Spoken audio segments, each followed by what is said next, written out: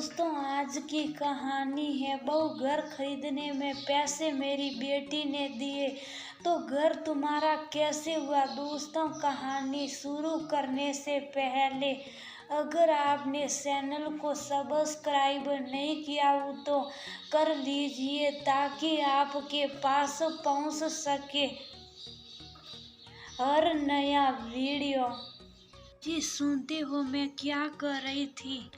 सारा दिन अखबार और फोन में घुसे रहते हो, कुछ ध्यान भी है कि घर में क्या चल रहा। घर में चलने और चलाने के लिए तुम ही काफी हो भाग्यवान। मुझे क्यों जबरन घसीट रही हो? आपको ना घसीटूं तो क्या पड़ोसी को घसीटने जाऊं अपने घर के मामले में?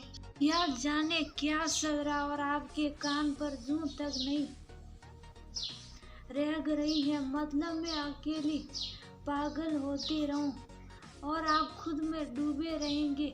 रिटायरमेंट के बाद अब 24 घंटे 365 दिन तुम्हारे ही साथ होता हो, फिर भी तुम्हारी शिकायतें खत्म नहीं होती। अच्छा चलो बताओ, ऐसी कौन सी बात है गई जिसके लिए तुम बात को जलेबी की तरह घुमाई जा रही? साफ साफ बोलो ना। मयक और बहू जो रोज रोज करे उस पर आपका ध्यान नहीं जा रहा?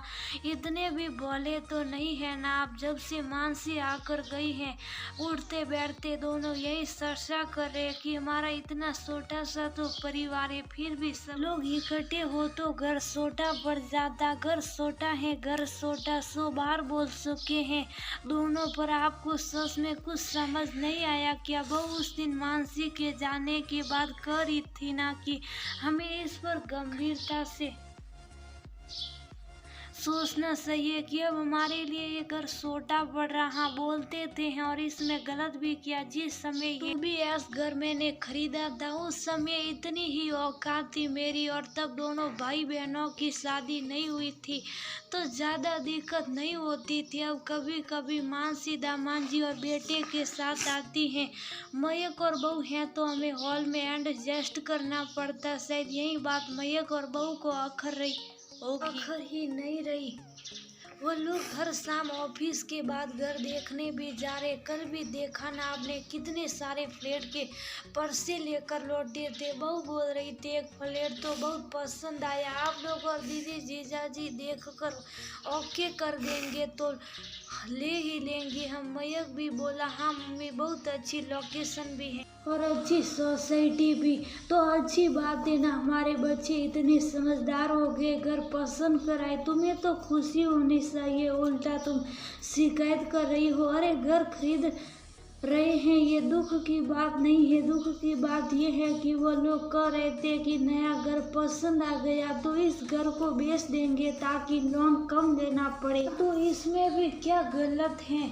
एक ही शहर में दो दो घर रख कर करेंगे भी क्या? हम बेच लेंगे तो बड़ा घर खरीदने में मदद भी हो जाएगी। ये कोई हमारा पुश्तैनी घर थोड़ी है जो हमारी इससे भावनाएं जुड़ी हो, वो बात नहीं है जी। देखिए अभी तो घर बेचकर सारे पैसे महक अपने नए घर में लगा लेगा, पर आपको याद है या भूल गए उसी के पैसों का क्या होगा? हाँ ये बात तो सच में सोचने वाली है तुम्हारी।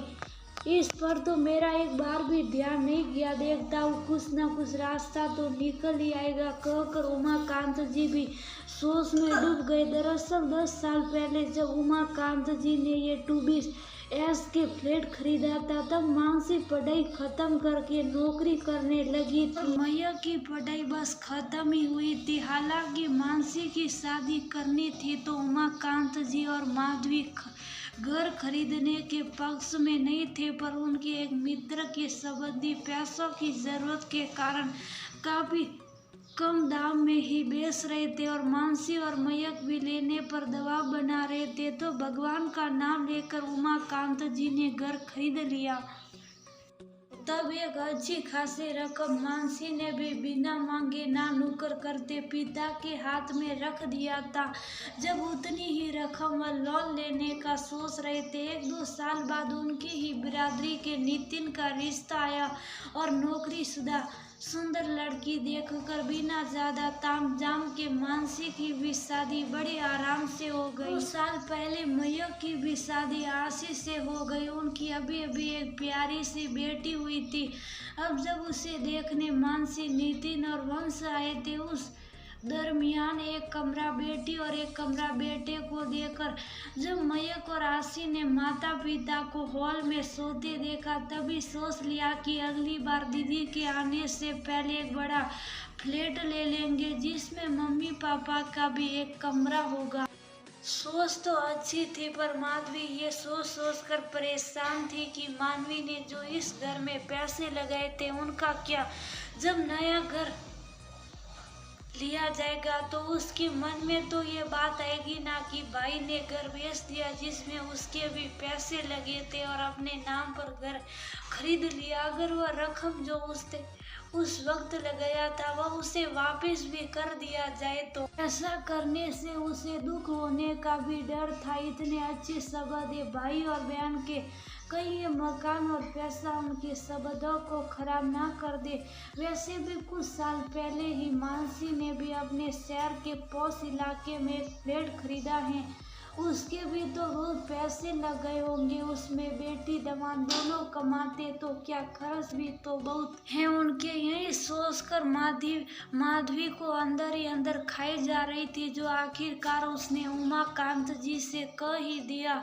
2 दिन सोचने के बाद उमाकांत जी बोले, माधवी मैंने सोच लिया, मानसी से बात करता हूँ। क्या बात करेंगे, तुम देखो तो सही, कहकर उमाकांत जी ने बेटी को फोन लगा दिया। सबके बारे में पूछने के बाद बोले, बेटा तेरा भाई तो ये घर बेचना चाह रहा है, इससे बड़ा घर खरीदने के लिए। ये तो मुझे पता है पापा, आशी ने वीडियो कॉल पर कल वो घर दिखाया भी था मुझे। अच्छा तो बेटा मैं ये कह रहा था कि इस घर में जो तेरे पैसे लगे थे वो तो तुझे वापस लेने पड़ेंगे। मैंने ऐसा बहुत दिनों से सोच रखा था, पर आज मौका भी है और समय भी। तो तू अगर अपना अकाउंट नंबर दे देती हो पापा, मुझे भी तो आपको कुछ लौटाना था क्या।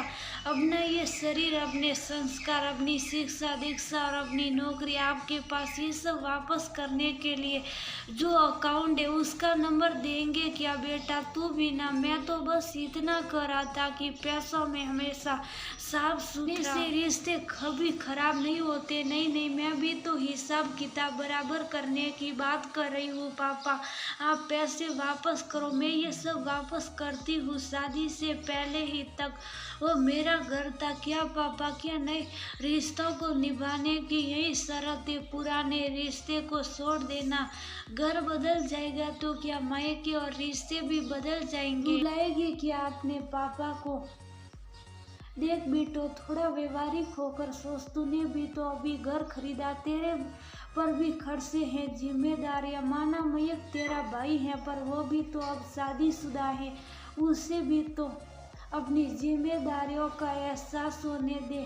पापा आप वही हैं जो हमें बचपन में कहते थे कि तुम दोनों भाई और बहन हमारी 2 आँखें हो, हम एकदम बराबर। मुझे समझाते थे कि अपने छोटे भाई का हमेशा ध्यान रखना, वो जितनी हमारी जिम्मेदारी है उतनी ही तुम्हारी भी। उस जिम्मेदारी से निर्वत कब कर दिया आपने मुझे। पापा आप अपने पैसे वापस मांगते हैं क्या मयंक से या मुझसे कभी पैसे मांगे आपने। और हाँ, अब मयंक भी छोटा बच्चा नहीं है पापा। आपको पता है जब मैंने घर खरीदा था तो वो एक शैग पकड़ा गया था मुझे, और मुझे आप दोनों से भी बताने को मना कर दिया था। जैसे बचपन में मुझसे अपनी बदमाशियां बताने के बाद आप दोनों को ना बताने की प्रॉमिस करवाता था। कहते कहते मानसी की आवाज़ रुक गई। अच्छा अपना मंकू इतना बड़ा हो गया। हाँ, और आप कहते हैं पैसे वापस ले लो, उतने पैसों में भाई मिल जाएगा क्या पापा। माधवी हम शायद अब तक अपने बच्चों को कम करके आग रहे थे, हमसे ज़्यादा समझदार हमारे बच्चे और हम इनके बीच पड़ने की कोई ज़रूरत नहीं है, ये संभाल लेंगे अपने रिश्ते। हमारे बाद भी उमाकांत जी ने फोन रखने के बाद संतोष भरे शब्दों में माधवी को समझाया तो माधवी भी भावुक हो उठी। एक 3 कमरों का खूबसूरत फ्लैट सबकी पसंद से तय हुआ, वहीं जिसे वीडियो कॉल पर मानसी और नीति ने भी देखा और सराहा था। रजिस्ट्री वाले दिन सब तैयार होकर पहुंचे। सारी औपचारिकता पूरी करने के बाद जब मयंक ने उमाकांत और माधवी को दस्तखत करने के लिए कहा तो वह दोनों मयंक और आशिक का मुंह देखने लगे। पापा जी, मम्मी जी, पहली बात वो घर भी आपके नाम से था तो ये भी आपके नाम का ही होगा ना। दूसरी बात, इससे आपको ऐसा लगेगा कि आप हमें रख रहे हैं जैसे अब तक रखते आया हम आपको, नहीं तो इतना क्यों सोचना। कर दीजिए ना दस्तखत। उमाकांत माधवी की आंखें झिलमिला उठी। दस्तखत करते करते उन्हें तो लगा था मयंक अपने और बहू के नाम पर घर लेगा, पर सच में आज एहसास हुआ उनकी परवरिश सफल रही। बेटा बेटी सच में उनकी 2 आंखें ही हैं और उतने ही अच्छे दोनों के जीवन साथी जो उन्हें रिश्ते निभाने में बराबर की भागीदारी दे रहे। उनकी दोनों आंखें आज और अच्छे से खुल गई हैं और इन्हें इस कलयुग में भी खूब रिश्ते दिखा रही हैं।